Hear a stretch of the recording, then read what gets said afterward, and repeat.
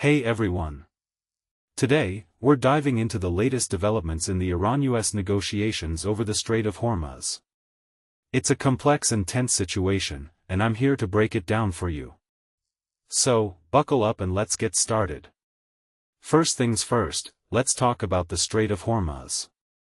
This narrow strait in the Persian Gulf is a crucial shipping lane for oil and gas, connecting the Persian Gulf to the Gulf of Oman and the Arabian Sea.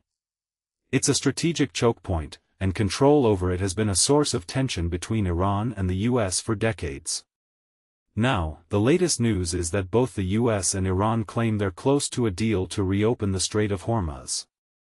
But here's the catch: they're not exactly seeing eye to eye on what concessions to make. The US wants to ensure that Iran doesn't gain too much power over the region, while Iran is pushing for its own interests. One of the key players in this drama is the Revolutionary Guard Corps, IRGC, in Iran.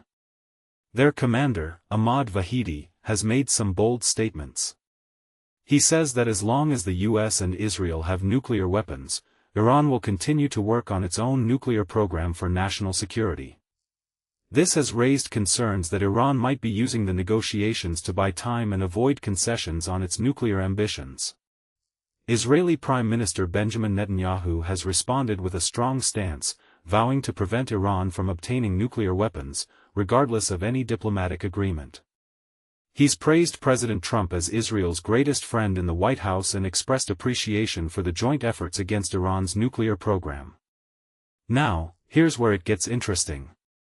Vice President J.D. Vance has weighed in, saying that talks with the Iranians are incredibly challenging, with progress often taking a step backward.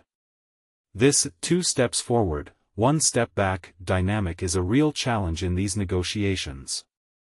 Another development is the IDF's recent strikes on Hezbollah targets in southern Lebanon. This comes after 2 Israeli soldiers were killed in an explosion, and it highlights the ongoing tensions in the region. The IDF's response shows their determination to protect Israeli civilians and soldiers. Speaking of the US, President Trump has been signaling that a deal with Iran might be close.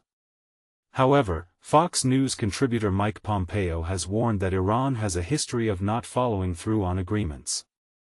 He also discussed the negotiations' impact on oil prices and the Strait of Hormuz.